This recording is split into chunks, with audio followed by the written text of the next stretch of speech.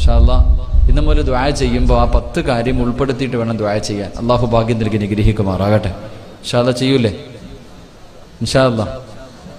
1, ദുആഇന്റെ തുടക്കത്തിൽ ഹംദും സ്വലാത്തും പറയണമെന്ന് നബിയുനാ റസൂലുള്ളാഹി. ദുആ ചെയ്യുന്ന സമയം, തുടങ്ങുന്ന സമയത്ത് നിങ്ങളിനി മലയാളത്തിലോ ഇംഗ്ലീഷിലോ തമിഴിലോ കന്നഡത്തിലോ ഏത് ഭാഷയിൽ വേണമെങ്കിലും ദുആ ചെയ്യാം. എല്ലാ ഭാഷയും അല്ലാഹുവിന് അറിയാം. എങ്കിലും ദുആ ചെയ്യുമ്പോൾ തുടങ്ങുമ്പോൾ അൽഹംദുലില്ലാഹ് അൽഹംദുലില്ലാഹി റബ്ബിൽ ആലമീൻ അല്ലാഹുമ്മ സ്വല്ലി അലാ സയ്യിദിനാ മുഹമ്മദിൻ വഅലാ ആലി സയ്യിദിനാ മുഹമ്മദ്. ഹംദും സ്വലാത്തും ദുആഇന്റെ തുടക്കത്തിൽ നിർബന്ധമായി പറയണമെന്ന് നബിയുനാ റസൂലുള്ളാഹി സ്വല്ലല്ലാഹു അലൈഹി വസല്ലം. ദുആ സ്വീകരിക്കണമെങ്കിൽ ഒന്നാമത്തെ കാര്യം എന്താ? ദുആ ചെയ്യുമ്പോൾ എന്ത് പറയണം? എങ്ങനെയാ? ഒന്ന് പറഞ്ഞേ. അൽഹംദുലില്ലാഹി റബ്ബിൽ ആലമീൻ അല്ലാഹുമ്മ സ്വല്ലി അലാ സയ്യിദിനാ മുഹമ്മദിൻ വഅലാ ആലി സയ്യിദിനാ മുഹമ്മദ് നിർബന്ധമായി പറയണം. 2 അള്ളാഹുവിന്റെ 99 പേരിൽ ഒരു 5 പേരെങ്കിലും ദുആയിൽ ഉൾപ്പെടുത്തണമെന്ന് നബിയുനാ റസൂലുള്ളാഹി. അള്ളാഹിന് 99 പേരുണ്ട്, അസ്മാഉൽ ഹുസ്ന. 99 പേര് ആരെങ്കിലും പറഞ്ഞിട്ട് ദുആ ചെയ്താൽ അവന്റെ ദുആ സ്വീകരിക്കും. ആ 99 പേര് ആരെങ്കിലും കാണാതെ പഠിച്ചാൽ അവന്റെ ശരീരം നരകത്തിന് ഹറാമാണെന്ന് നബിയുനാ റസൂലുള്ളാഹി.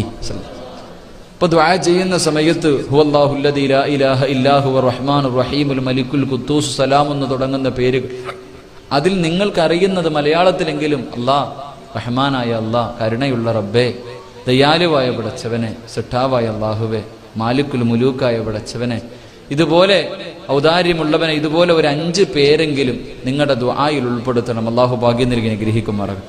3ാമത്തെ കാര്യം, ദുആ ചെയ്യുന്ന സമയത്ത് ഒരു ഓർമ്മ നിനക്കുണ്ടാകണം. ദുആ ചെയ്യുന്നത് നിനക്ക് വേണ്ടിയാണെന്നുള്ളൊരു ചിന്തയുണ്ടാകണം. എൻ്റെ പ്രിയപ്പെട്ട സഹോദരങ്ങളെ, ആവശ്യക്കാര് നമ്മൾ, അള്ളയല്ല. ദുആ ചെയ്യുമ്പോൾ ശ്രദ്ധിക്കേണ്ട ഒരു കാര്യം, ആവശ്യക്കാര് നമ്മൾ, അള്ളയല്ല. നമുക്ക് അള്ളാനെ കൊണ്ട് ആവശ്യം, നമ്മളെ കൊണ്ടല്ല അള്ളാഹിക്ക് ആവശ്യം. ദുആ ചെയ്യണ സമയത്ത് നമുക്ക് തന്നെ ഓരോ ഉറപ്പില്ല ഇത് സ്വീകരിക്കുമെന്ന്. ദുആ ചെയ്യുന്നവര് തന്നെ അറിയാം അത് സ്വീകരിക്കൂല, അവന് തന്നെ 100-ൽ 101% ഉറപ്പില്ല. പിന്നാണെങ്കിൽ ഇപ്പം തന്നെ പള്ളിയിലൊക്കെ ഉസ്താദന്മാര് ദുആ ചെയ്യുമ്പോൾ ബിരിയാണി തിന്നാനിരിക്കണ പോലെ ചിലരൊക്കെ ഇരിക്കണേ. ഉസ്താദ് നിസ്കാരം കഴിഞ്ഞിട്ട് ദുആ ചെയ്യുമ്പോൾ സദ്യ ഉണ്ണാനിരിക്കണ പോലെ 2 കാല് ഇങ്ങനെ വെച്ചിട്ട് ഇങ്ങനെ കയറി ഇരിക്കുക. ഇങ്ങനെ ചിലർക്കാണെങ്കിൽ പിന്നെ കൈപോലും ഉയർത്താൻ കഴിയില്ലല്ലോ. ദുആ ചെയ്യുന്ന സമയത്ത് ഇങ്ങനെ കൈ ഉയർത്തി ദുആ ചെയ്യണമെന്ന്, ഇതിങ്ങനെ വെട്ടിയിട്ടിരിക്കാൻ മടിയിൽ ചിലർക്ക് പിടിക്കാൻ തന്നെ സമയമില്ല. അല്ലാഹു നമ്മളൊക്കെ കാക്കുമാറാകട്ടെ. എൻ്റെ പ്രിയപ്പെട്ടവരെ, യജമാനന്റെ മുന്നിൽ നിൽക്കുന്ന അടിമയെ പോലെ താഴ്മയോടുകൂടി വേണം അള്ളാഹിനോട് ദുആ ചെയ്യാൻ. നമ്മുടെ കാര്യങ്ങൾ പടച്ചവന്റെ മുന്നിൽ അവതരിപ്പിക്കുമ്പോൾ മാന്യനായിട്ട് വളരെ താഴ്മയോടുകൂടി കിബിലയ്ക്ക് അഭിമുഖമായി അത്തഹിയ്യാത്തിൽ ഇരുന്നു കൊണ്ട് ദുആ ചെയ്യണം. അള്ളാഹു ഭാഗ്യം നൽകി അനുഗ്രഹിക്കുമാറാകട്ടെ. എന്താ ഒരു സൗണ്ട് കേൾക്കണത്? തനിയം ഉണ്ടായിടാ. 3ാമത്തെ കാര്യം, ദുആ ചെയ്യുമ്പോൾ ആവശ്യക്കാരൻ നീയാണ്, അള്ളയല്ല. ആ ഓർമ്മയുണ്ടാകണം. 4, ദുആ ചെയ്താൽ സ്വീകരിക്കണമെങ്കിൽ 4ാമത്തെ കണ്ടീഷൻ, നിന്റെ ജീവിതത്തിൽ അള്ളാഹു ചെയ്തു തന്ന നല്ല കാര്യങ്ങൾ അനുഗ്രഹങ്ങൾ പറഞ്ഞിട്ട് ദുആ ചെയ്യണമെന്ന് നബിയുനാ റസൂലുള്ളാഹി. അള്ളാഹുവേ, നീ എനിക്ക് കൈ തന്നു, കണ്ണ് തന്നു, മക്കളെ തന്നു, ഭാര്യ തന്നു, ജോലി തന്നു, ആഫിയത്ത് തന്നു, ഇതൊക്കെ നീ എനിക്ക് ചെയ്തു തന്ന അനുഗ്രഹങ്ങളാണ്. അൽഹംദുലില്ലാഹ്, ഞാനതിന് നന്ദിയുള്ളവന്. നിനക്ക് റബ്ബ് ചെയ്തു തന്ന അനുഗ്രഹങ്ങൾ പറഞ്ഞിട്ട് ദുആ ചെയ്യണമെന്ന് നബിയുനാ റസൂലുള്ളാഹി. 5ാമത്തെ കാര്യം, അള്ളാഹുവിന്റെ പ്രവാചകൻ പറയുന്നു, നിന്റെ ജീവിതത്തിൽ നീ ചെയ്ത നല്ല കാര്യങ്ങൾ എടുത്തു പറഞ്ഞ് ദുആ ചെയ്യണമെന്ന് നബിയുനാ റസൂലുള്ളാഹി. അപ്പൊ ദുആ ചെയ്യുമ്പോൾ, അള്ളാഹുവേ, ഞാൻ നിസ്കരിച്ചിട്ടായിരിക്കണത്, നിസ്കാരപ്പായി. ഞാൻ നോമ്പ് പിടിച്ചിട്ട് മുറിക്കുന്ന സമയത്ത് അള്ളാഹ് ഇരിക്കണേ. റബ്ബേ, ഇൽമിന്റെ സദസ്സിലിരുന്ന ദുആ ചെയ്യണേ. ഇതുപോലെ നമ്മുടെ ജീവിതത്തിൽ ചെയ്യുന്ന നല്ല കാര്യങ്ങൾ പറഞ്ഞിട്ട് വേണം ദുആ ചെയ്യാൻ. അള്ളാഹു ഭാഗ്യം നൽകി അനുഗ്രഹിക്കുമാറാകട്ടെ. 6 ഇനിയുള്ള കാര്യങ്ങൾ നല്ലപോലെ ശ്രദ്ധിക്കുക, പ്രത്യേകിച്ച് സഹോദരിമാർ. 6, അള്ളാഹുവിനെ കുറ്റപ്പെടുത്താൻ പാടില്ലെന്ന് നബിയുനാ റസൂലുള്ളാഹി.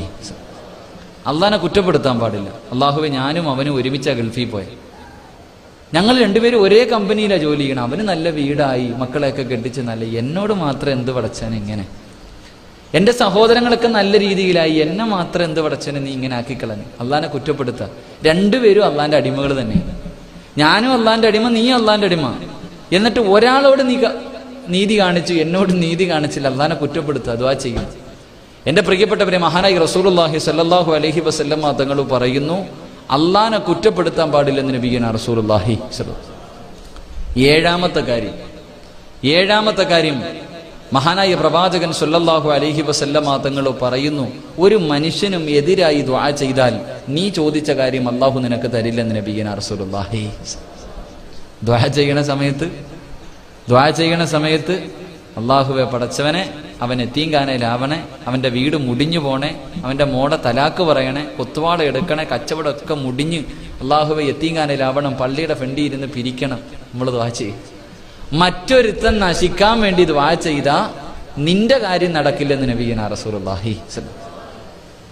ചെയ്യണ കാര്യല്ലേ താത്ത ഇല്ലേ? ദുആ ചെയ്യുമ്പോൾ 27-ാം രാവിന്റെ അള്ളാഹ് പടച്ചവനെ അവന്റെ മയ്യത്ത്, അവളുടെ മയ്യത്ത് റോഡിൽ നിന്ന് തുടച്ചെടുക്കണം, വണ്ടിയുടെ അടിയിൽ നിന്ന് കുളിപ്പിക്കാൻ പോലും കിട്ടല് പടച്ചവൻ. നമ്മളൊക്കെ ദുആ ചെയ്യണം. പ്രാക്കും ശാപവും ഒക്കെ അള്ളാഹു നമ്മളെ കാക്കുമാറാകട്ടെ. എൻ്റെ പൊന്നത്ത, നിന്റെ കാര്യം നടക്കാത്ത അതുകൊണ്ടാ.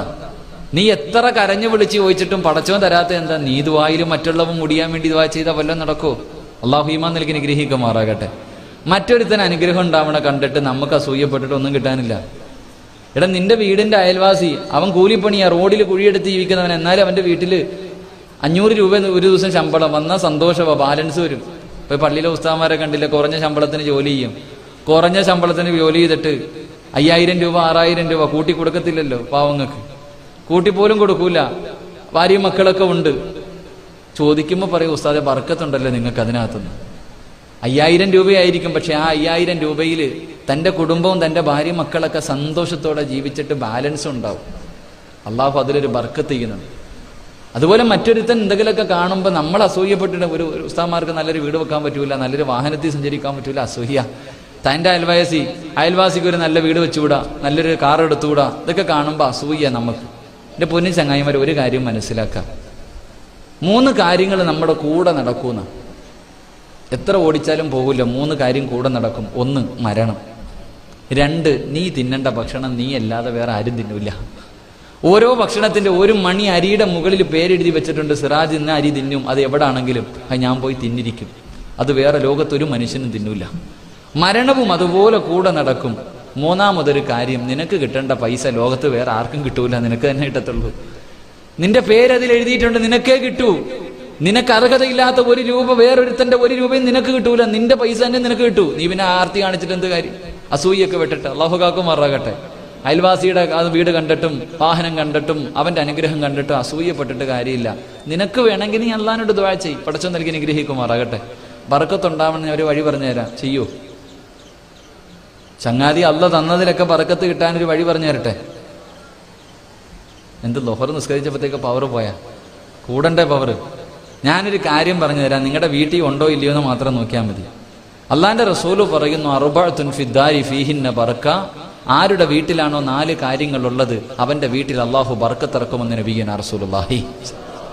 ഒരു 4 കാര്യം പറഞ്ഞു തരാം, വീട്ടിൽ ഉണ്ടോ ഇല്ലയോ എന്ന് മാത്രം നോക്കിയാൽ മതി. നോക്കൂലേ? 2 ആണുങ്ങളും 2 പെണ്ണുങ്ങളും. നോക്കൂ, ഇത് ഇങ്ങനെ ഇരിക്കണേ, നോക്കൂടെ? 1, ചിരിക്കരുതാരും. ഇത് പറയുമ്പോ താത്തമാർക്കൊക്കെ ചിരിയാ. അള്ളാഹുവിന്റെ പ്രവാചകൻ പറയുന്നു, അർബഅത്തുൻ ഫിദ്ദാരി ഫീഹിന്ന ബർക്ക. ആരുടെ വീട്ടിൽ 4 സാധനങ്ങളുണ്ടോ അവന്റെ വീട്ടിൽ അള്ളാഹു ബർക്കത്തിറക്കുമെന്ന് നബിയുനാ റസൂലുള്ളാഹി. 1 അശ്ശാത്തു ഫിദ്ദാരി ഫീഹിന്ന ബർക്ക. ആരുടെ വീട്ടിലാണോ ആടുള്ളത് അവന്റെ വീട്ടിൽ ബർക്കത്തിറങ്ങുമെന്ന് നബിയുനാ റസൂലുള്ളാഹി. എന്ത് അറിയോ? മട്ടൻ.